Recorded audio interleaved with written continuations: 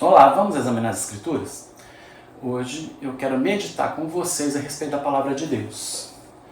O texto que nós vamos refletir, ou os textos, se encontram em 2 Timóteo capítulo 3, versículo de 12 a 17, e posteriormente, 2 Pedro 3, 16. Vamos começar então com 2 Timóteo capítulo 3, na versão nova, versão internacional, na NVI, a partir do versículo 12, onde nós lemos o seguinte: de fato, todos os que desejam viver piedosamente em Cristo Jesus serão perseguidos.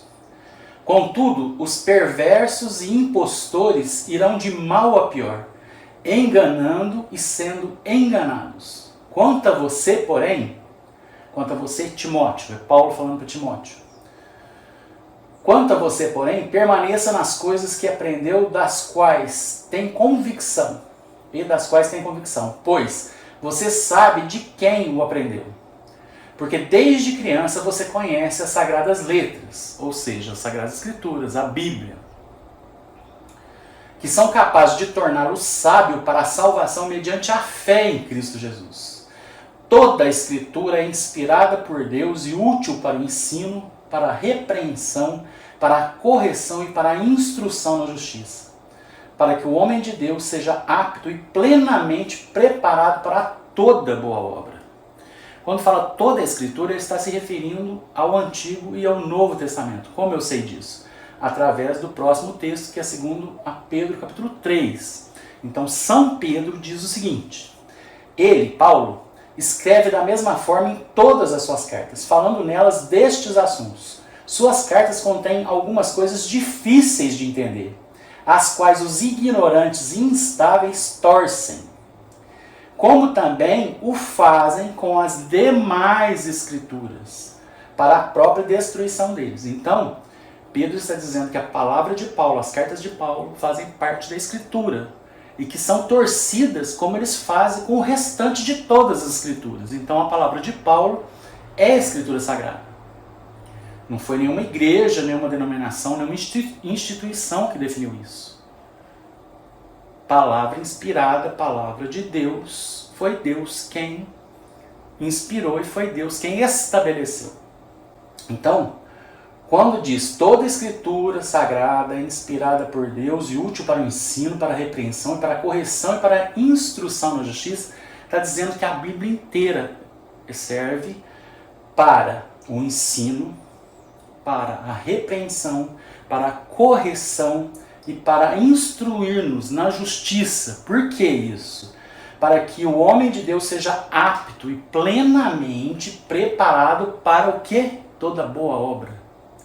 Se nós somos instruídos e preparados pela palavra de Deus para que nós pratiquemos as boas obras, significa que tudo que nós precisamos para sermos cristãos, ou pequenos cristos, ou espelharmos Jesus através de nós, e que as pessoas olhem para a gente e vejam Cristo, se encontram nas instruções das Sagradas Escrituras. As Sagradas Letras é que nos instrui, é que nos disciplina, é que nos orienta a como nós devemos repreender, como nós devemos ensinar, como nós nos tornarmos sábios, ou é ela que nos torna sábios através do Espírito Santo, porque nós a lemos, ela foi inspirada pelo Espírito Santo, e esse Espírito Santo nos santifica.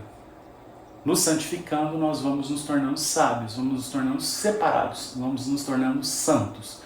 E a partir daí, nós somos plenamente capacitados para praticarmos as boas obras que Jesus diz que nós temos ou devemos praticar. Assim, nós percebemos que a palavra de Deus, ela não pode ser contestada, ela não pode ser esquartejada, porque tem gente que lê a palavra de Deus e fala: isso aqui eu acredito, isso aqui eu não acredito, isso aqui faz sentido, ou então usa a palavra de Deus de sofisma, fala assim: na Bíblia está escrito tal coisa, ou seja, pega a autoridade da Bíblia para provar um ponto de vista seu, pessoal. Agora, se o ponto de vista for contrário, se o texto da Bíblia for contrário ao ponto de vista da pessoa, vai falar: não, mas né, isso aí foi para aquela época, isso aí não serve, isso aí, enfim, dá 1 milhão de desculpas. Por quê? Porque Deus, na verdade, é a própria pessoa. Ela que estabelece o que é palavra de Deus e o que não é. Então, essa pessoa não crê em Deus, ela crê nela mesma. Então, o que acontece? Ou você crê na Escritura inteira, ou você não crê em nada. Porque não dá para você esquartejar a Escritura. Não dá para você pegar isso aqui é inspirado, aquilo ali não é, aquele outro não é, e esse é.